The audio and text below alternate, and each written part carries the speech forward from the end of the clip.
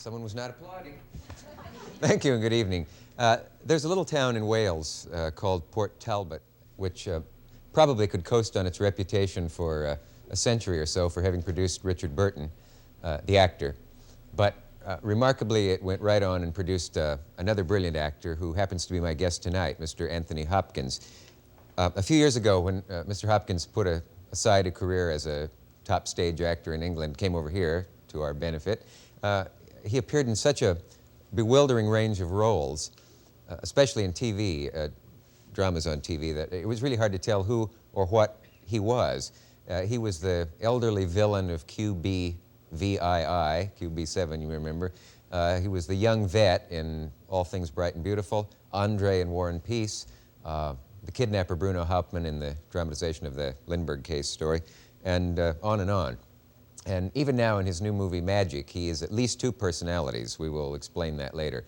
Anyway, tonight we have the pleasure of meeting the real him. He? Will you welcome, please, Anthony Hopkins.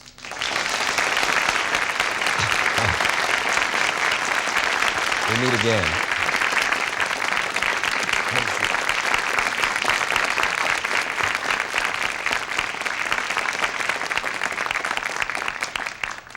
I have a terrible feeling I might be wrong about the pronunciation of the town in Wales. Is it... Port Talbot. Port Talbot. Yes. Well, we say Port Talbot over here. But it is the same town Burton came from. Yes. In fact, we were brought up, I suppose, we lived within about a mile of each other. But didn't know each other? Didn't know each other. The first time I met him, in fact, was in Equus, after he took over from Tony Perkins. Does everyone born in Port Talbot have a mellifluous voice and a penchant for the grog? Well, they say it's something to do with national temperament or something to do with the weather, probably, or the Welsh chapels. I suppose it's something to do with maybe climate. I don't know what influences. I suppose it's something to do with goodness knows what. I wish I had been to Wales. You know, I had a grandfather from Wales, Carmarthen. Yeah. Now, is that north, south, east, or Carmarthen's in what? South Wales, not far from where I live, in fact. Dylan Thomas spent a lot of time in Carmarthen when he was a child. That's right. Near Swansea. And then there's a town called Larne, I believe. Or something. Larne, that's in Carmarthen. That's beautiful. I think that's where beautiful. my grandfather was born. My grandmother was born up there, in fact. Really? Yeah. We may be related. How are you? Nice to see you. Good to see you. Tony. How are you? Katharine Hepburn was quoted in one of the magazines recently. Correct me if I have this wrong. She said something to the effect that first God made England, Ireland, and Scotland, and then corrected his error and made Wales. That's right, yes. That's a wonderful remark. Yeah, she filmed The Corners Green in North Wales, and I spoke to her recently on the phone, and I asked her what it was like, and she said, "Oh, it's God's country." Yeah. And I thought it was a lovely remark. But North Wales is even more beautiful than South Wales. North is more beautiful. Yeah. Yeah. Are my ancestors from the north at all, I wonder? I don't know. They moved a bit and then came to America.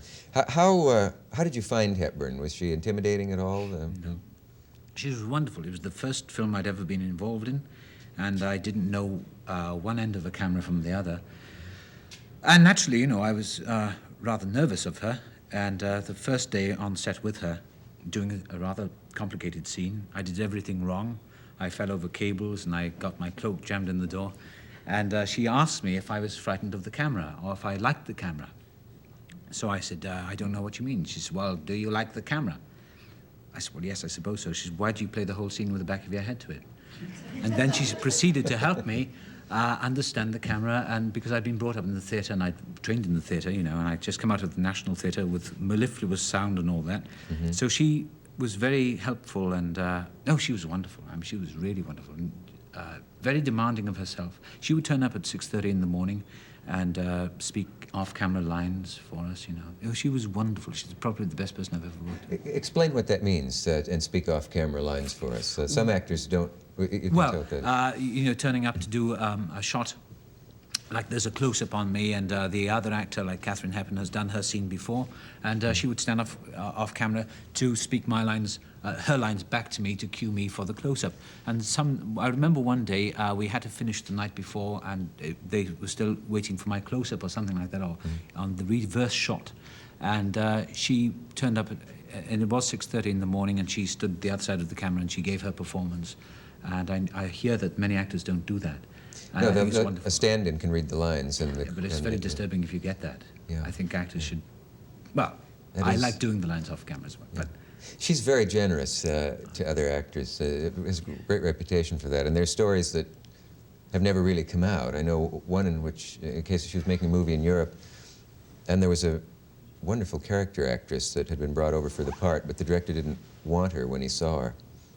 And Hepburn took her aside and said, "You're dressed wrong. Come over to my place and we'll fix your hair and I'll just loan you an old dress," and so on and so on, and saved the part for her. yes, And yes. she does that sort of thing a lot. Was it Lion in Winter, the film that you... That was the first film, yes. That First was, film you did? Yes, with Peter O'Toole.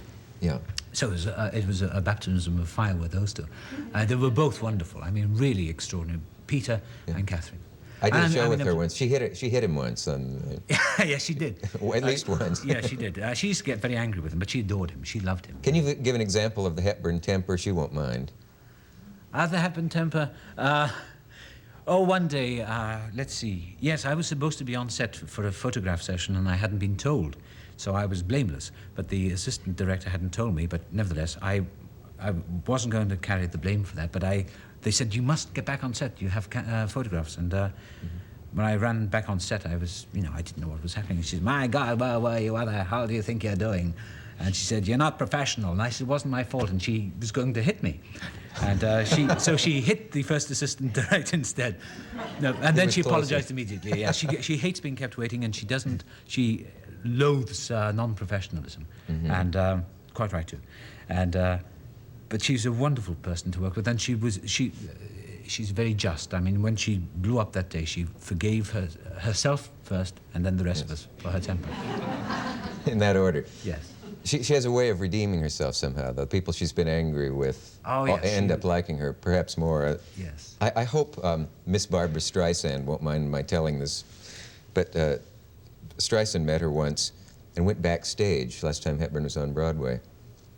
And Barbara said, I didn't know her bio, I didn't know her theatrical history, and she made the mistake of saying to her, "Is it a big change for you, Miss Hepburn, to be on Broadway?"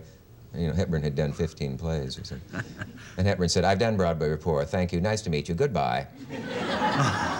That was her interview. That sounds like it. That sounds like it. She doesn't waste too much time. Well, actually, one day she invited us out for dinner, and she always goes to bed at 8:30 or 8 o'clock. But she made a deal where she invited the whole cast out for dinner one night, and at 8 o'clock she threw us out of the hotel. She said, "That's it. You've had your supper. Go." And we were thrown out. Yes, she goes to the door and stands there, and you know that it's And Peter made the mistake of trying to serenade her window, outside, and she threw water at him.